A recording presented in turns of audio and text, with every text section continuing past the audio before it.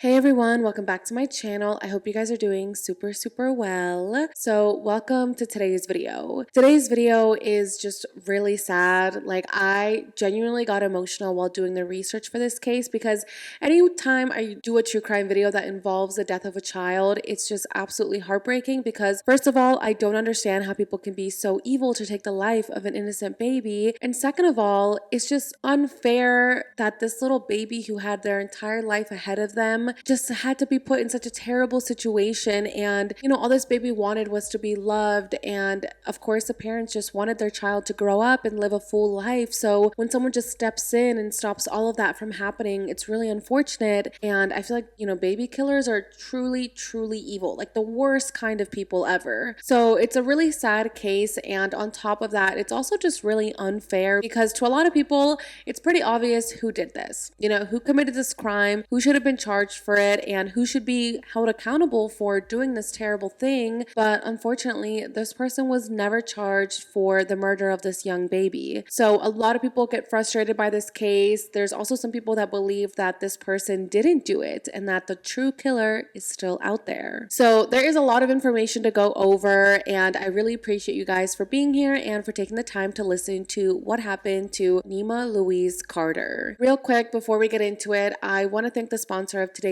video who helps support the channel, Beam. Before we get into the video, I quickly want to thank today's sponsor, Beam, who helps support the channel. Now that the holidays are here, things are getting a little bit hectic. I feel like this time can be very stressful for people because there's lots of traveling involved, lots of family activities to do, and gift giving. So I feel like during this time, people just don't really prioritize their sleep. So holiday stress is definitely something that I deal with, but I've also just been really stressed lately because I just moved into a new space. So it's been a lot of work unpacking things and just getting everything in order. So I definitely have not been prioritizing my sleep, which is not good. Having a proper sleep schedule is so important, you guys. It can help you get more focused, have an improved energy, better skin, reduce stress, and it's just overall very healthy for your body to get a good night's rest. Thankfully, Beam's Dream Powder has been there to help me get my sleep back on schedule. Dream is a healthy cup of hot cocoa formulated to help you get your best night's sleep no matter your lifestyle. The Dream Powders come in a range of customizations from different ingredient stacks to stronger potencies to a variety of flavors, making the experience of sleep easier, healthier, and more enjoyable.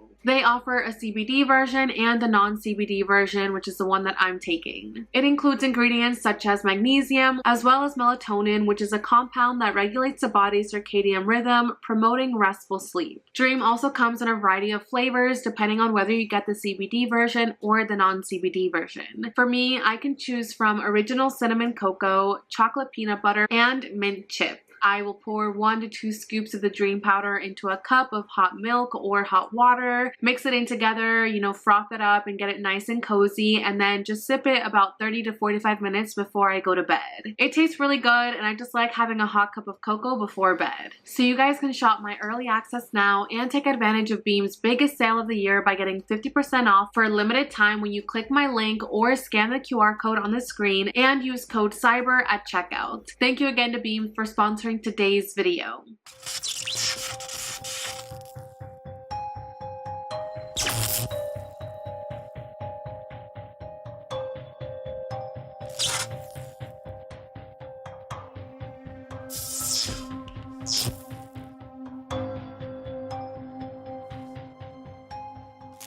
Nima Louise Carter was born on March 23, 1976 to her parents George and Rose Carter. They were a normal family. The two of them were very hardworking people. They both had jobs. They were really busy starting their careers, making money for their family. And they started to grow their family living in Lawton, Oklahoma. Now, Lawton, Oklahoma was described as a rough and tumble town and was more of a military community due to the military reservation there. So there was a lot of soldiers that lived there. The town was built on a reservation land, so there were a lot of Native Americans in the community, which the Carter family was. So George and Rose became parents to baby Nima when they were in their late 20s. George says that the day Nima was born, his life changed. He says that after Rose gave birth, he called the hospital to check in on her and, see how everything was going, and the hospital told him, well, you're the father of a brand new baby girl. George says that he just nearly fell out of his chair when they told him that and said says that Nima had these beautiful, coal black eyes. And it was the best day of his life. He was so happy to become a parent. He was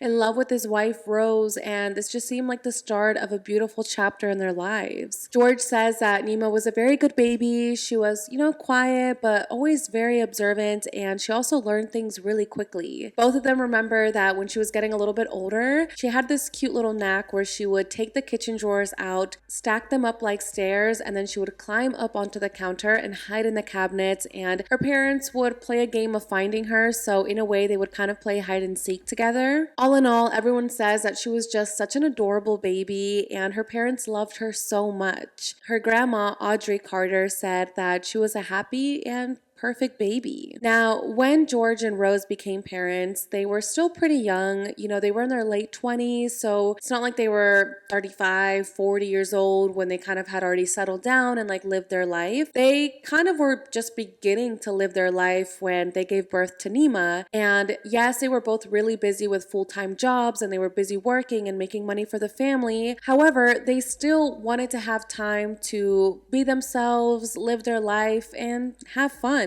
They wanted to keep the relationship between them good, so they really prioritized date nights. They like to go out with their friends, have fun on the weekends, which of course is somewhat difficult to do when you have a newborn baby. So in order to continue to go out and have fun, they would often hire a babysitter to watch over Nima. Now, I wasn't able to find if they had multiple babysitters that they used to watch Nima. However, one of the main babysitters that would watch Nima was a 16-year-old girl named Jacqueline Robideau, but she was often referred to as Jackie. Now, George says that Nima absolutely loved Jackie. Anytime she would come over to babysit Nima, they say that Nima would greet her with open arms and give her a big hug and just had this beautiful smile on her face and was just so happy to be with her friend Jackie. As I said, Jackie was 16 years old, so she would often watch other kids in the neighborhood, and George and Rose say that they never noticed anything odd about her. She was a good babysitter. She got the job done. She was friendly in a way, and at the end of the day, Nima really liked her, which I feel like is what mattered the most to George and Rose. If your kid likes a babysitter and you don't really find anything off about her, then what else can you really do besides trust her to take care of your child? So that was a current situation for the family. George and Rose were happy in their marriage. They were happy being new parents.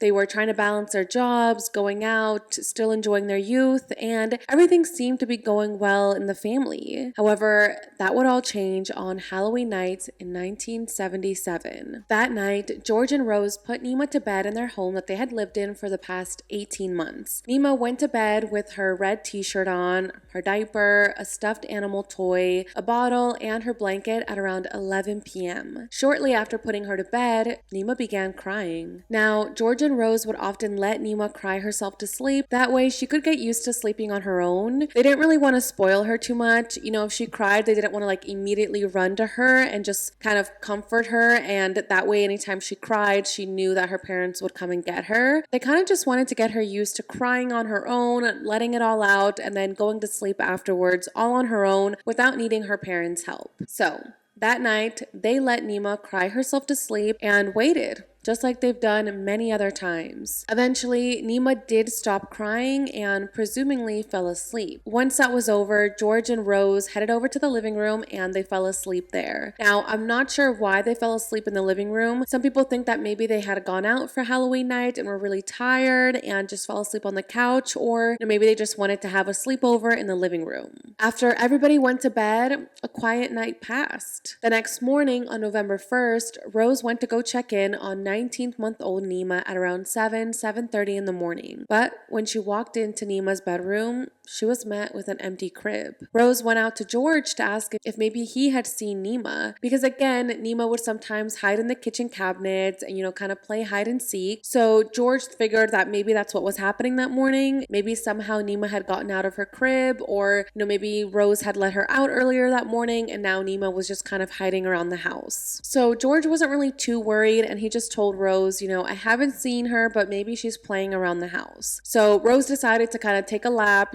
check room by room, check the bathroom, check like every inch of the house to see if there was any sign of Nima. But there was no sign of her. After realizing this, Rose rushed to George in absolute panic and said, "The baby is gone." Of course, this immediately alerted George, and they immediately went into detective mode, trying to figure out what had happened to their 19-month-old daughter. They were now aware that this wasn't one of the games that Nima liked to play. She was actually missing. They quickly checked the home together again and thought that maybe she somehow found a way to leave the house and was maybe playing outside in the backyard or in the front yard. Again, Nima was very observant and she was really smart despite her age, so it was totally possible for her to somehow get out of her crib, open the door, and just wander off. So they were getting ready to go outside to look for Nima, and that's when they realized that all of the windows and pretty much all of the doors were closed. Not only were they closed, but they were locked, except for one. The side door was closed but unlocked. George said that the door was almost always locked, so this really stood out to him. Also, the front standing gate in the backyard was left open, which he doesn't remember if he left that door open, if maybe Rose left the door open, but again, this did stick out to them because why is the side door open and why is the backyard gate left open? Other than those two things, they did not notice any other signs of forced entry or a struggle or really find any other clues as to where their baby was. They checked outside around their house, they checked in the area behind their house, they checked in the dog house because they had a dog,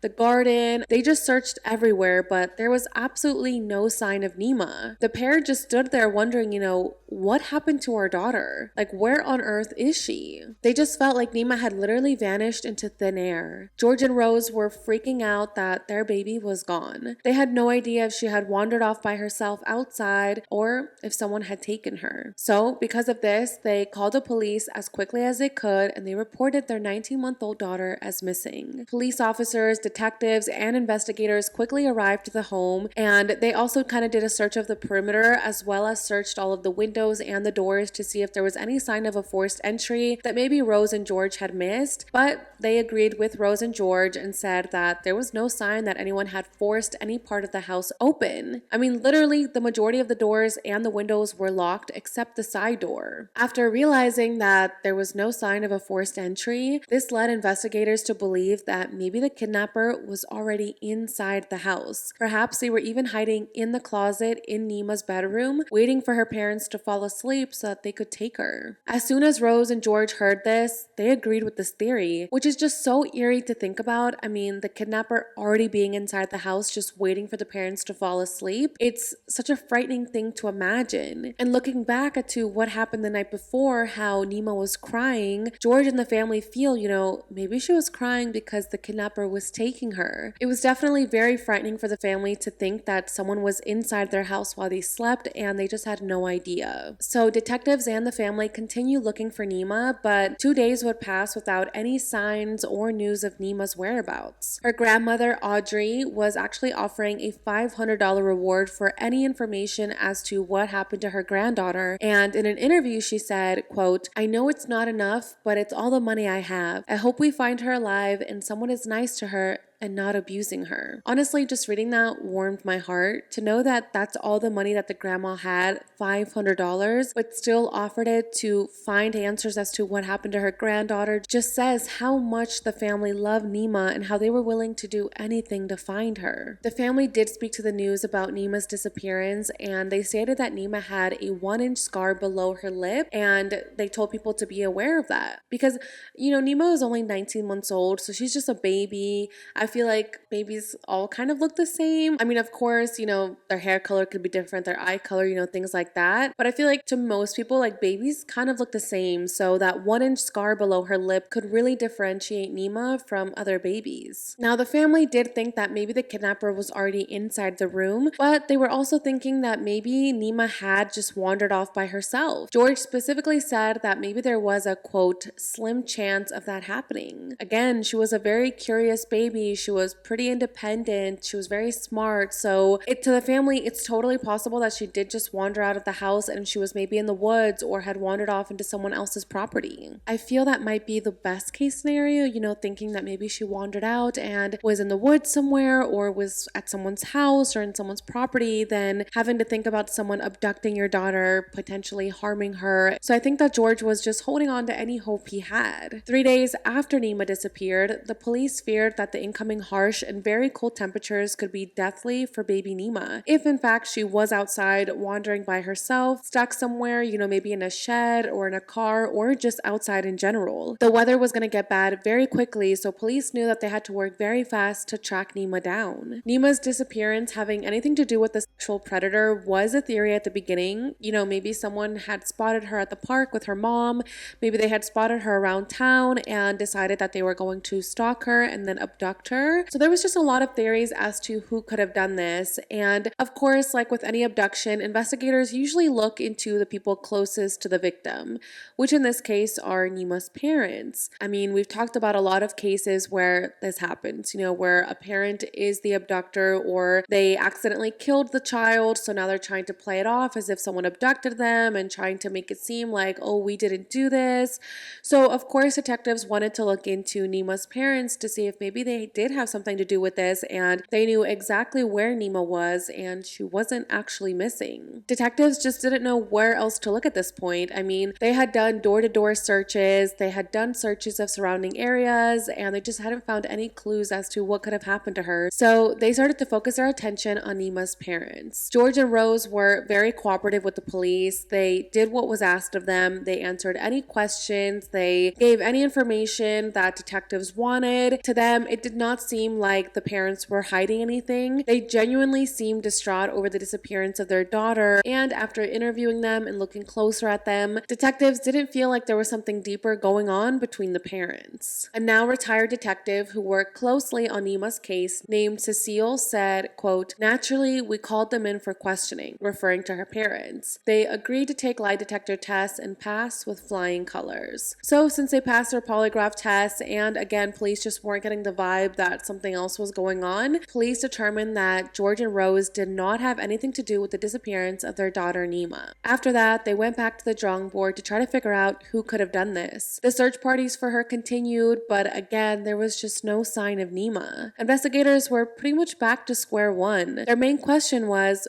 who could possibly know anything about Nima's disappearance and why did someone do this? Nobody in town had any idea what happened to her. Nobody had seen anyone near the Carter house. No one had heard any rumors about who could have potentially done this. Again, it just seemed like Nima had vanished into thin air. The chief of police, Robert Gillian, said, quote, "If the baby was taken by a sick individual who simply wants to lock the baby up somewhere, then the more time that passes, the less likely the chance the baby will be found all right." He also said that he even considered offering psychiatric help to the possible abductor and a more lenient prosecution in exchange for the safe return of baby Nima. I mean, that's how desperate they were for any answers, and even after making this public request, there was still no news about Nima. Time just continued passing and passing without any answers. 10 days had passed since Nima was last seen, and Rose and George were still being optimistic. They truly believed that Nima would come home safe and sound, and they were even making plans for what they would do when she was back home. They said, quote, "Oh, it's going to be a happy day. We will probably just stay home. Now, if it's still warm, we will go to the mountains. She likes to play outdoors." So they were planning on what was going to happen as soon as Nima was returned, and they even agreed to take her to a psychologist so that her being abducted or possibly being lost wouldn't come back to negatively affect her when she grew up. So George and Rose were not going to give up on their baby girl, which is so understandable. I mean, what parent would just give up and just be like, well, I guess our daughter's never going to be found, or I guess she's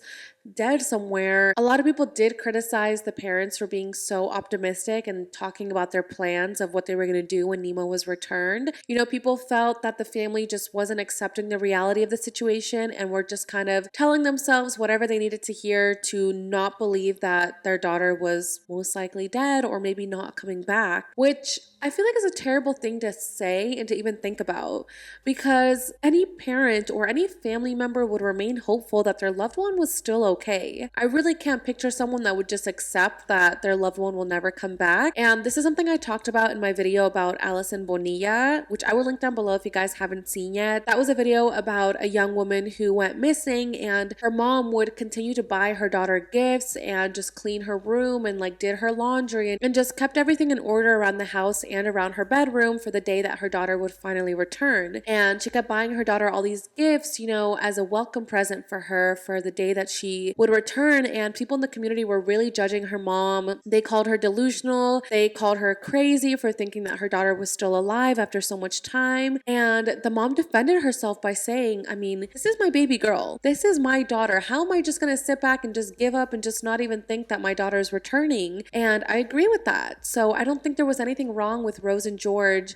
being optimistic and making these plans of what would happen the day Nima would return. George even took some time off work at the Fort Still Indian School where he was a junior accountant because he just couldn't concentrate on his work, which of course is understandable. I mean, your daughter is missing, so it's hard to be at your job and show up and do your work when you have this heavy weight on your shoulders. So he took some time off work, and that just meant that him and Rose had more time to sit around and think about what could have happened to their daughter. Rose said that they thought that Nima was still close to them, you know, maybe even still in the same city as them, but somehow they just couldn't find her. They started reflecting on the months leading up to Nima's abduction and just trying to think of any signs that could have indicated that something was going to happen to their daughter. And that's when they remembered that there were two strange incidents that occurred at their house just 2 months prior to Nima's abduction. Some very weird things were happening in the Carter household. The first thing that they remembered was that their dog was poisoned. The second memory was that their home had been broken into. One day the family had gotten back home and they saw that the photos of Nima that they had in the house were now scattered in the backyard by the shed. George said, quote, I find it hard to think that all of those events were mere coincidence. Which I agree. I mean, what are the odds that just 2 months before your 19-month-old daughter was abducted,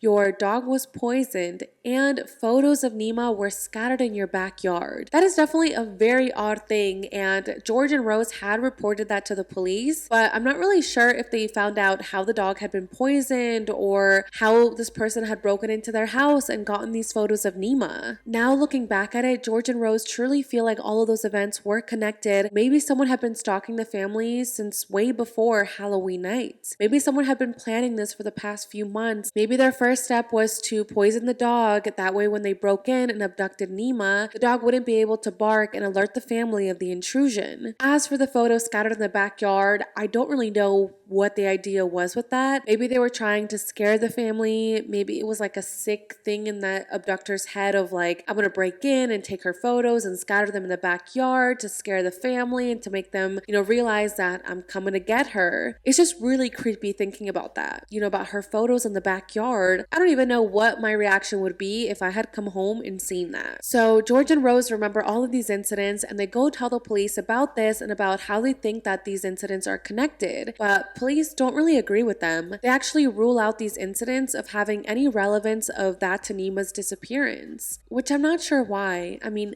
how does her photos being scattered in the backyard not have anything to do with her abduction? So while detectives believed that this didn't have any type of correlation, George and Rose were adamant that these incidents were connected. They started to wonder if maybe whoever had broken into the house to poison the dog and leave the photos had somehow taken a spare key of the house or maybe left the window unlocked or something that allowed them to come in on Halloween night and abduct Nima without a struggle. So with all of those events leading to a dead end, police were pretty much back to square one. George and Rose were growing so desperate. I mean, they just wanted to find their baby girl and just make sure that she was safe and sound. George came out with a statement and said, quote, please, in the name of humanity, let us know our baby is all right. We want her back. The reward for Nima rose to $2,275 and then it went up to $2,500. The Carters just wanted to know anything about their daughter and so much time had passed without any answers. The mayor of the town, Wayne Gilly, called the town to pray for the well-being of Nima. George and Rose just felt really guilty about letting Nima cry herself to sleep and they just wished that they would have gotten up to check on her. The guilt was just consuming them, which of course is so understandable. I mean, the night that your daughter was abducted, she was crying dying and you decided not to check in on her, I mean, of course that would consume anybody and just make them feel so incredibly guilty. So George and Rose were really struggling during this time, but again, he just emphasized that he doesn't believe that his daughter's abduction was just a quote chance thing. He says that this all looked very well planned and that someone had done this as revenge. Him and Rose started to recall every little argument or disagreement that they had with people in the community and started to kind of make a list of like, okay, who could have done this? Who have we wronged? Who doesn't like us? But nothing that had happened would indicate that someone would hate them that much to get revenge on them by abducting their daughter. They hadn't fought with anybody or did something to warrant this type of revenge. But again, that just shows how desperate the family was to get answers, that they were just sitting there thinking of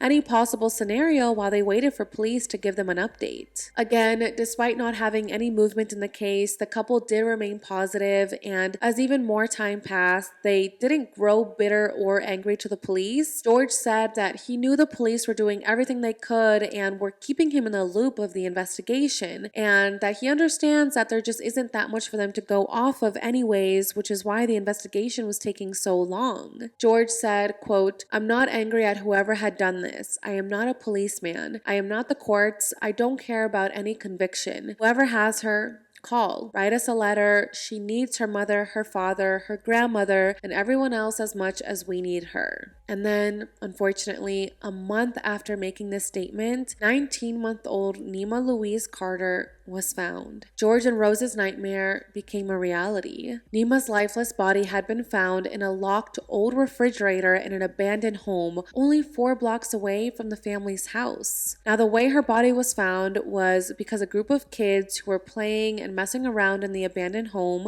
went inside, opened the fridge, and came across Nima's badly decomposed body, which actually just fell out as soon as they opened the door. Now, these kids were really young, and this was just a really shocking scene for them to uncover. They didn't really know what to do or who to call for help, so the boys actually just ran away and just left Nima's body on the floor. I don't think they even went to go tell their parents or an adult about what they had just seen. I think they honestly were just scared out of their minds and just wanted to forget that this had even happened. Shortly after the boys had ran out of the abandoned home, a 22-year-old Fort Sill soldier named Gary, who lived at a nearby trailer park but happened to be doing laundry at his nearby friend's house that day, stepped out to buy some cigarettes across the street, and on his way back to his friend's house, he decided to take a shortcut through the lawn of the abandoned duplex. He said that out of curiosity, he decided to go inside of the abandoned house and just kind of look around to see what he could find, and unfortunately, that is when he stumbled across Nima's lifeless body just lying on the ground. She was still wearing her red t-shirt and she still had her diaper, just like the Carter family had last seen her in. Honestly, my stomach just dropped when I read that. The fact that her tiny little body was just trapped inside of this old refrigerator in this abandoned house all by herself is so disturbing. Again, it just reminds you how evil someone can truly be. I can't even imagine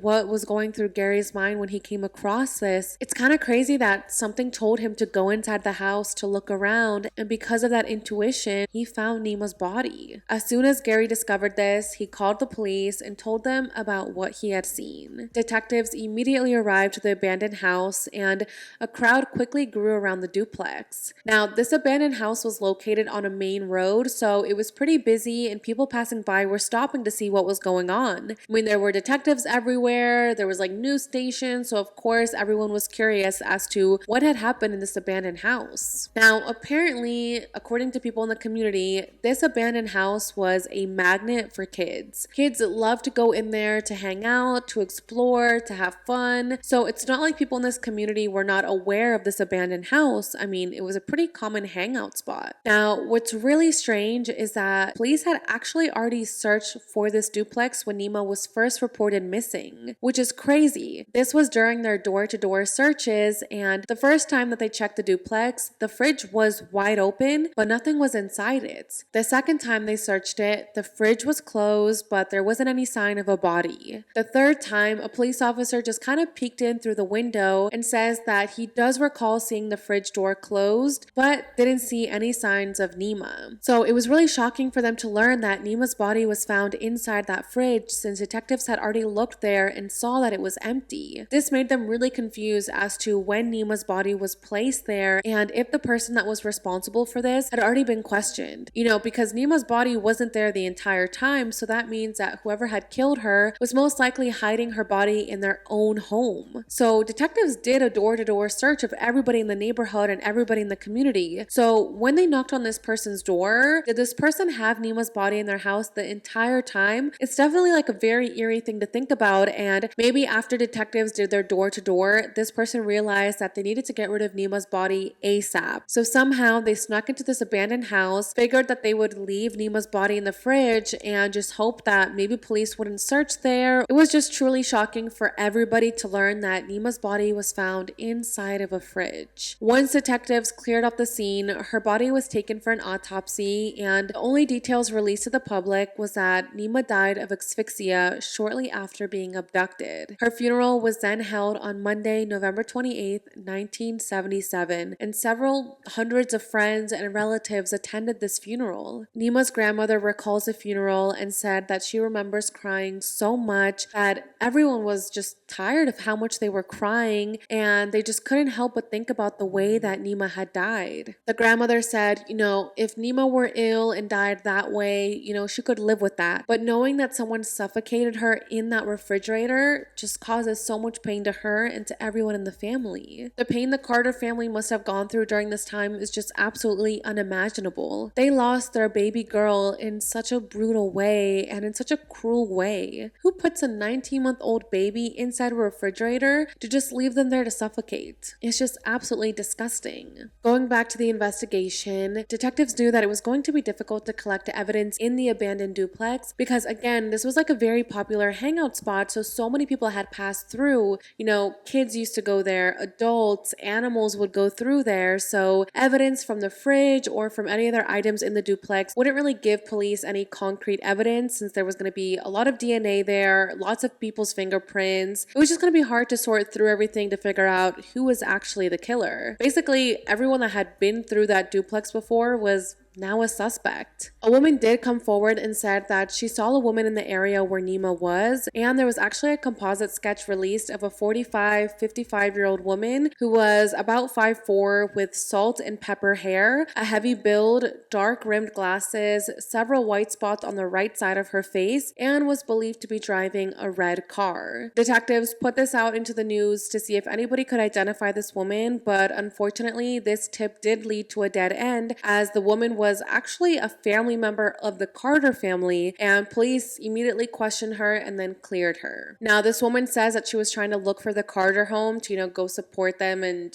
be there for them, but that she actually went to an old address and kind of got lost, which is why that one witness saw her near the area, just kind of looking a little bit sus. So once that tip was cleared, police were still looking into everyone. They were honing in on the people who had access to the Carter home and who knew the layout of the house. I mean, the only thing that really made sense to detectives is that whoever had done this knew the family, they knew Nima, they knew how to get in the house, how to get out of the house without really making any ruckus. So it truly seemed like this is someone that was close to the family. And that's when they start focusing on the family's babysitter, Jacqueline Robideau, the one that I mentioned earlier. Detective Cecile Davidson said that Jacqueline in particular stood out more than the other babysitters that the family had because she had actually been questioned once before in regards to the abduction and murder of 2 3-year-old girls, which she used to babysit for. So let's kind of backtrack and let's talk a little bit about who Jacqueline is. Jacqueline was a 17-year-old girl who attended Lawton High School and was a frequent babysitter for the Carter family and for other families around the neighborhood. However, not too long ago, she was actually being questioned for her involvement in the disappearance of 3-year-old Native American twin girls in 1976. Now, Jackie was an occasional babysitter for married Mary and Tina Carpenter until they went missing on April 8th, 1976. Jackie was actually a really good friend of their aunt, Thomasina Williams.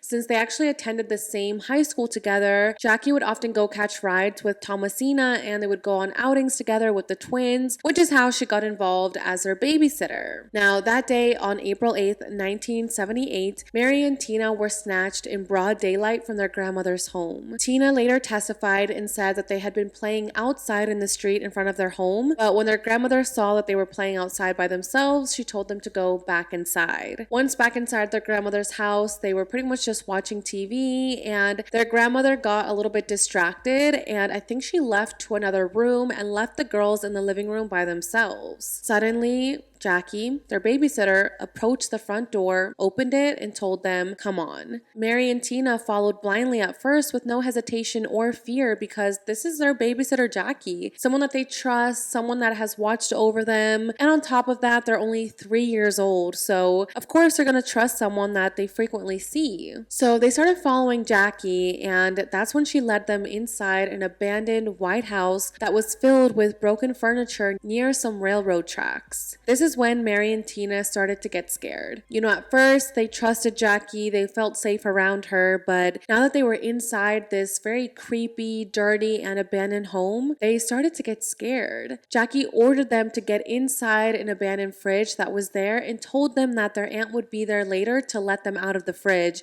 and to take them to go get some ice cream. So despite their fear, Mary and Tina still trusted Jackie enough to actually listen to her and get inside the refrigerator. First, Mary climbed in, and then Tina. After that, Jackie shut the door, and Mary and Tina sat inside the fridge, waiting for their aunt to come for them, excited for their ice cream. The fridge was an old-fashioned lock-up style, so it had to be opened from the outside.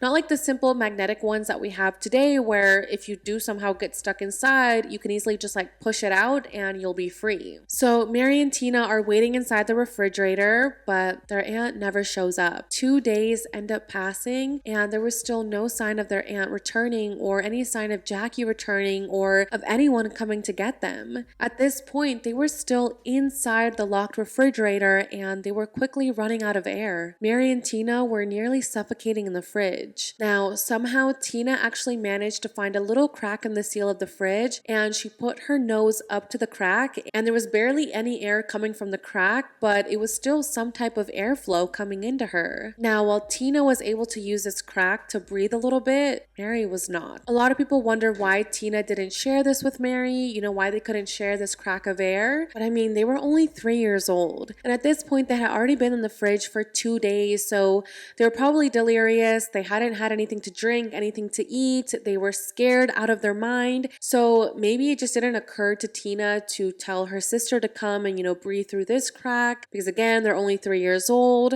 So maybe she didn't realize, how severe the situation was. Or it could also be possible that the fridge was so tiny that there really wasn't even space for them to switch spots. At the end of the day, we just have to remember that these were 3-year-old little babies stuck inside a fridge for 2 days. They probably didn't know what to do, and again, they were just thinking that their aunt would eventually come get them so that they could go get ice cream. 2 days after being inside the fridge, on April 10th, 1976, 2 children from the neighborhood were playing in the abandoned home when they both heard Tina screaming from the fridge. Of course, the young girls were terrified. I believe these girls were only about 11 years old, so they were scared hearing these screams coming, but they decided to go investigate, and they bravely opened the refrigerator, and that's when Tina came jumping out, gasping for air. Tina was alive, but unfortunately, the same could not be said for her twin sister, Mary. Unfortunately, Mary was not able to get enough oxygen, and she died from asphyxia right next to her sister. It's just absolutely horrible, and that's why I'm saying, people should not judge Tina and criticize her, because again, she was just a little girl and she was put in a terrible situation with her twin sister. So as soon as Tina comes jumping out of the fridge, the 11-year-old girls ask her, who put you in here? And that's when Tina said, Jackie Boo. Jackie Burr, and she was referring to the only Jackie that she knew, aka her occasional babysitter and her aunt's friend. So after this, Tina was reunited with her family, the police were called, and an investigation began into Jackie's involvement with this because, Tina literally identified the person who had done this, so of course police wanted to question Jackie and see what she had to say about this. One investigator named Ray Anderson said, quote, "Jackie never really came out and admitted to sticking the Carpenter twins in that refrigerator, but she said enough. She confirmed things we already knew and some things we didn't." So it seems like some of the things that Jackie said during her interrogation were only things that the killer and the abductor would know. Jackie says that she was absolutely distraught by the disappearance of the twins and that she even joined in the search parties to help find them. So she was basically making it seem like she had nothing to do with this and that she was innocent and that she was so heartbroken over this and that there's no way she could ever hurt the twins. Now, besides Tina identifying Jackie as her abductor, there really wasn't any physical evidence or anything concrete to tie Jackie to this crime. Due to that, the investigation pretty much stalled. Jackie remained free in the meantime, and she even continued babysitting for other families in the neighborhood, which honestly shocked me. Like when I read that, I was like, I'm sorry, what? People still let this girl go near their child after learning that she was potentially involved with the abduction of these twins and the murder of one of them. So I started looking into this, and apparently people in the community were aware that she was questioned in regards to the murder of Mary and the abduction of Tina. But since she was never arrested and police never came out to say, this is our girl, we're just like waiting on evidence to arrest her, people kind of started forgetting about it. People were thinking, maybe Jackie didn't do this. Maybe police got it wrong. They were reflecting as to who Jackie was, which they described as a quiet and shy woman who was just a high school babysitter. So people really didn't believe that Jackie could have done this, and they truly thought that maybe a killer or a kidnapper was just on the loose in the meantime, which is why Jackie was able to remain in the community and continue to just babysit other children. Ray Anderson, the investigator I mentioned earlier, said, "I remember people were scared. They were thinking, how could this happen? Parents were going out and buying new locks for their doors." So again, people didn't think that Jackie had done this. They truly thought that maybe a stranger had come into the community and done this terrible thing.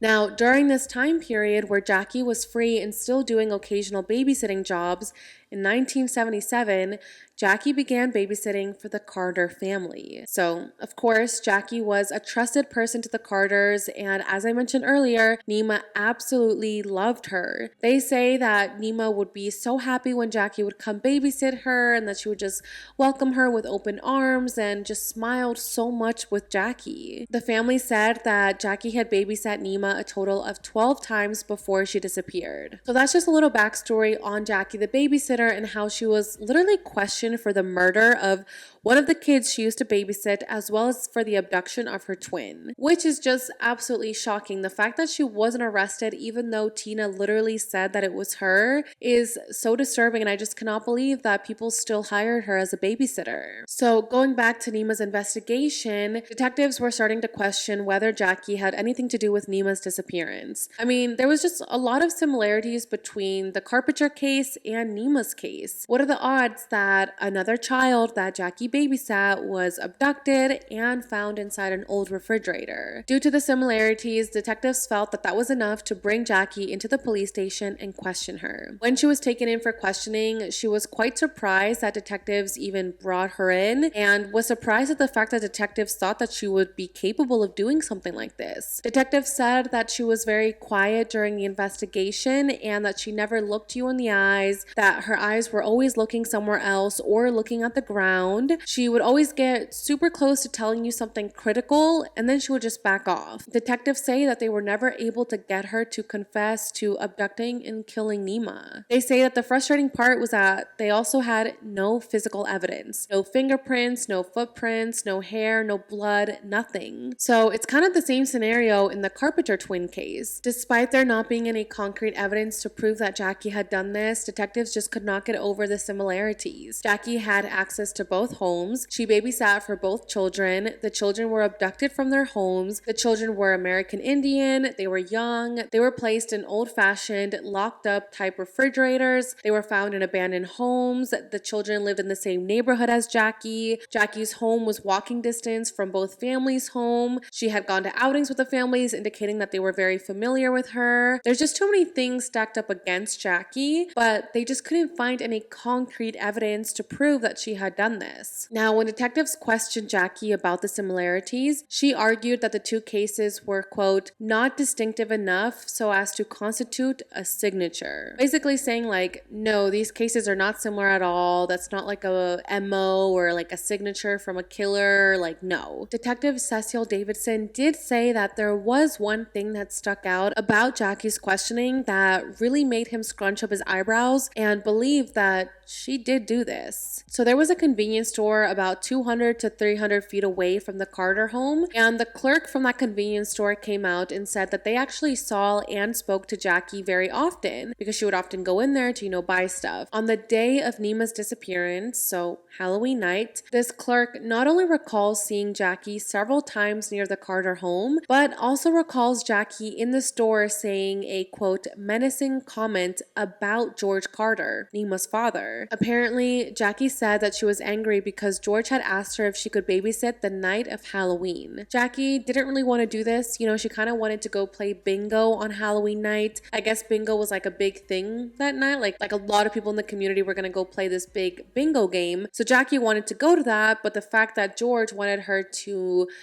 cancel her plans to babysit Nima upset her. So she told George that she was iffy about this, and when she ran into George at the convenience store, George told her that he had actually hired a different babysitter for that evening. Jackie said that she was really upset about this because apparently George was making it seem like she should drop everything to babysit Nima, and she even said, quote, they told me that that was my job. Well, if that's the way he wants it, so be it. So when Detective Cecil heard about that, about how she was upset that she was possibly going to miss playing bingo because she would be stuck babysitting Nima, it stuck out to him because that's kind of a motive in a way.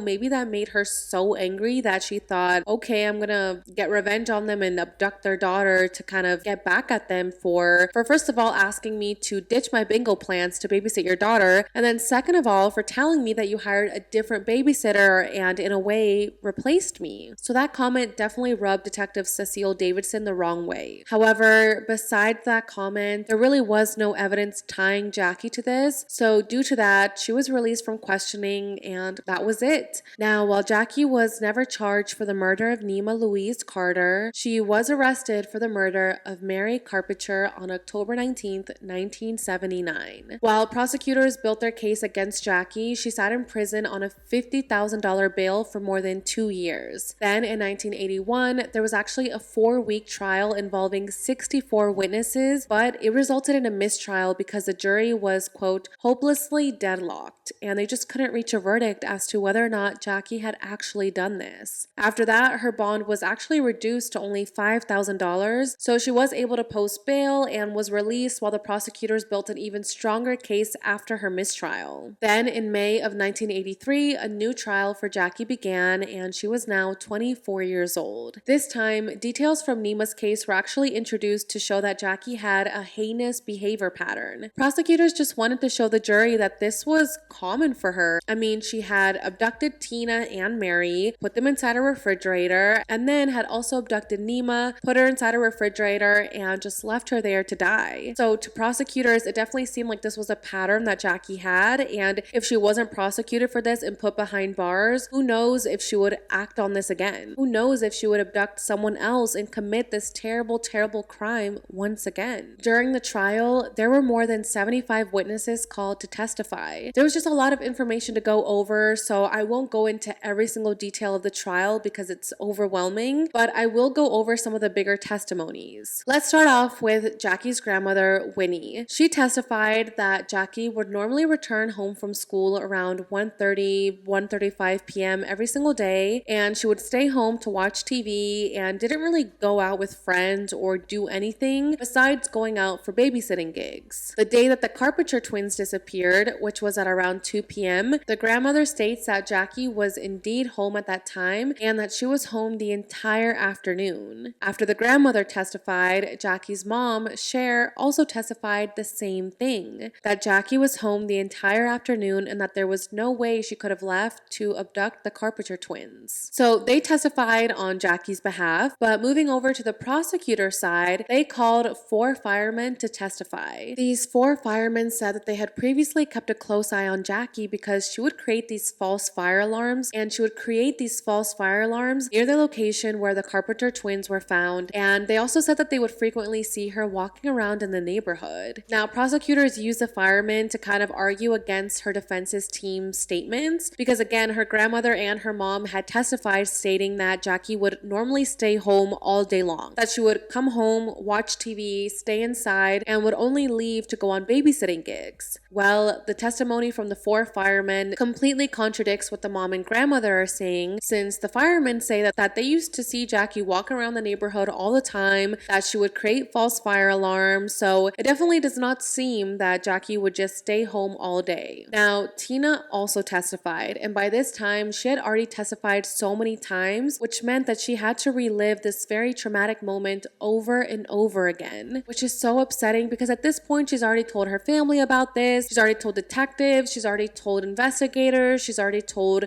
the courts about this, and it's definitely not easy for her to sit there over and over again to talk about the day that her twin sister died. So it was incredibly difficult for Tina to do this, but she was so strong and she was able to deliver her testimonies very well each time. The court actually brought up a psychologist to back up Tina's credibility, and this psychologist had examined Tina the week after she was abducted, as well as a week before the trial began, and said that Tina did indeed recall the events from her own memory and were in fact credible. However, Jackie's defense argued the validity of Tina's statements by saying that she was really young when this happened and that she can't possibly remember what actually happened, and they also said that her story seemed very rehearsed, and they believed that someone had told her to say these things and told her to memorize this. So they were basically arguing that Tina was only retelling what had been told to her before. Jackie's defense also said, okay, yes, maybe Tina did say that Jackie abducted her and put her and Mary in the fridge, but she never said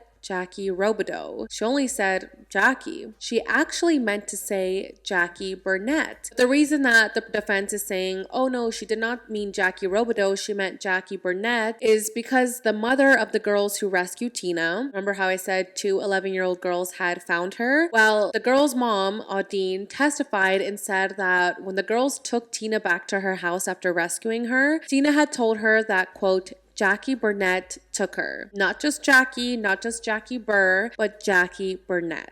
So there was a couple of people that came out and were kind of arguing in defense of Jackie, basically saying, this Jackie is not the one that abducted Tina and Mary and potentially Nima. It's actually a male Jackie named Jackie Burnett. However, Tina's own mother was trying to dispute this and said that Tina didn't even speak to some of these witnesses, so she felt like they were kind of making the whole thing up. I'm telling you, you can dive deep into the trial. It's really, really long, but very interesting. So now let's talk about who this Jackie Burnett person is. Well, Jackie Burnett is a young man who grew up in the neighborhood. He was actually brought in to testify, and he said that he had absolutely no involvement in either cases. He didn't even know the twins.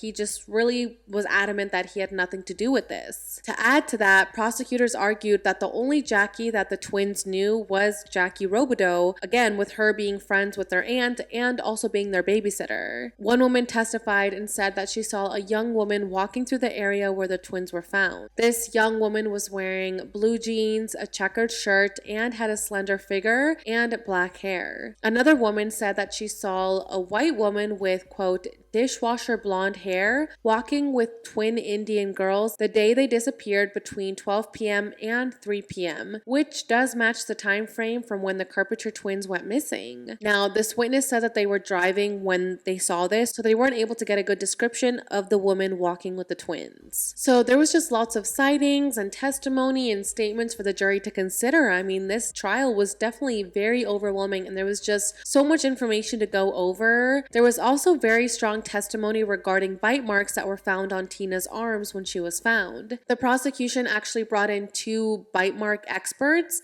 and they testified that the models of Jackie's teeth and the bite marks were consistent, meaning that Jackie had bit Tina. However, the defense brought in a professor of oral surgery and said that the bite mark more closely resembles a bite that would be given by her twin Mary. The twins' grandmother testified and said that it was common for Tina to bite Mary, but not for Mary to bite Tina. Two cellmates of Jackie also testified and said that Jackie made a jail confession after a news story about the Carpenter twins came up on the TV in the common area. She actually bragged about committing the crime. The cellmate said that Jackie said out loud, "Hell yes, I did it and I'll get out of it." Again, as I've said before, sometimes cellmates' testimony isn't too reliable. Sometimes they say things for attention or because they want to get something in return. So I'm not sure how reliable these cellmate statements are. Now, something that really stood out to me is that the twins' grandmother testified saying that Jackie's grandmother had approached her and asked her to sign an affidavit saying that Jackie did not put the twins in the refrigerator. However, when the court asked Jackie's grandmother about this, she denied ever doing that. So I don't know, it's definitely interesting. I mean, I feel like why would the twins' grandmother lie about this? Like why would you lie in court about something so big? So a lot of people do believe, that Jackie's grandmother was trying to clean this up, put it under the rug, and did ask the twins' grandmother to sign this affidavit. So as I said, there were a lot of witnesses and just so much information to consider, and in the end, Jackie was found guilty in the first degree for the suffocation death of 3.5-year-old Mary Carpenter and was sentenced to life in prison. While serving her sentence, Jackie actually passed away in 2005 from liver cancer at the Mabel Bassett Correctional Center in McLeod, Oklahoma, when she was 46 years old, which was definitely shocking to everybody. And it was even more shocking and upsetting because Jackie never admitted to the abduction and murder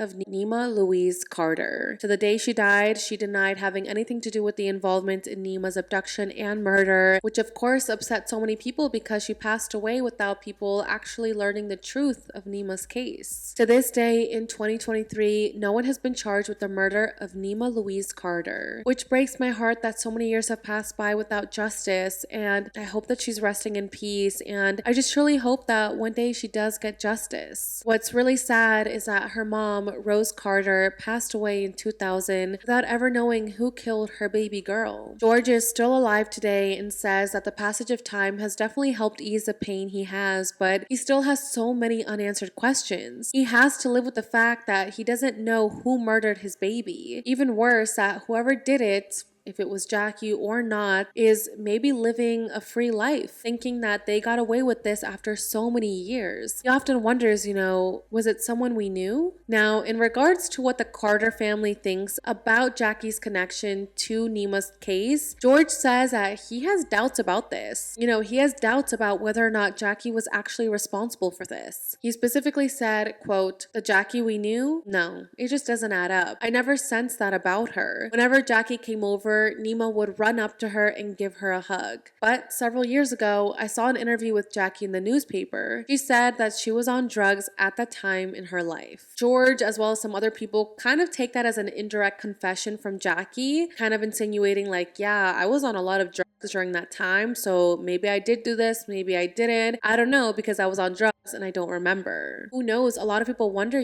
maybe Jackie was just not mentally well and she didn't know what she was doing or why she was doing it. Maybe she truly did not remember abducting Tina and Mary and abducting Nima. On the other hand, a lot of people believe that maybe she did know what she was doing and she just got a thrill from killing babies. I mean, we'll never know the truth. And, a lot of people question why George won't accept or believe that Jackie possibly did this, but it could just be a coping mechanism. Maybe he doesn't want to accept that he invited Jackie into their home to babysit Nima and brought in this evil person into their home that they trusted. And because of that, his 19-month-old daughter was murdered. So it could just be a coping mechanism for him to not accept that reality, or it could just be that he simply does not believe that Jackie did this and that a complete stranger is responsible for this. As for what Nima's grandmother Audrey believes, She said, quote, "I thought Jackie was capable. I look back now at so many curious things with her. She was just weird." So there's definitely, mixed opinions on whether or not Jackie did it, but I would love to know, what do you guys think about this? Now, Nima actually had a sister who was born 2 years after she died. I'm not sure if she's from Rose and George or if it's from another relationship. The sister came out and said, quote, "I remember the day my parents told me I had an older sister who had died. I remember crying. I was happy because I had an older sister, but I was sad because I knew I would never know her. I think about Nima all the time, what she would be like, how her kids would play with mine, how we would talk." Just hearing that broke my heart. I mean, I can't imagine growing up knowing that you had a sister who was murdered and that to this day your sister still doesn't have justice. Nima had such a long life ahead of her, and it was just snatched from her by a terrible, terrible person. George says that he often reflects on all the time that he wasted not being with Nima. As I mentioned earlier, they hired Jackie as a babysitter because him and Rose wanted to continue going out partying and just having fun with their friends, and they wanted to enjoy their youth while also trying to balance work and being a parent. He says now, looking back at that, he regrets that he spent so much time partying and drinking when he should have been with his daughter. George says that he's learned to appreciate all the little things in life and has made peace with what happened. He said, quote, "I don't need to know because the person who did this will have to ultimately answer to God. I'll never forget the act, but I forgive the person. I really do. And that alone has set me free." And with that, that is a case of 19-month-old Nima Louise Carter. Thank you guys so much for being here and for listening to what happened to Nima, as well as what happened to Mary and Tina. I mean, that one is also just absolutely heartbreaking. The fact that Tina had to sit there while her sister just suffocated to death next to her is so devastating. I mean, I'm glad that Jackie was convicted for this and did serve some time, but it's still just so upsetting how no one has ever been charged for what happened to Nima. Detectives say that they still welcome anyone who has information about this to call in, so you guys can contact the Lawton Police Department at 580-581-3500. It's just so hard when it's cases around kids. It's so emotional because I just wish that there was answers. It is really eerie to think about. Maybe the abductor was in the room while the parents were sleeping, and that's why there was no sign of forced entry. My heart just breaks for the families involved in this. My thoughts and prayers go out to you, and whether or not Jackie did do this, I just hope that one day Nima Louise Carter does get justice. But alright, you guys, that is pretty much all the information I have for today's video. As I said, thank you so much for being here, and if there's ever any other cases that you want me to cover, make sure to leave me a comment down below so I can add it to my list. There's also a new episode out of the podcast, which I will put right up here, and I will link down below if you guys can go check it out and support the podcast. That would mean everything to me, and yeah, I think that's pretty much all I have to say. I will see you all in the next video. Bye, guys.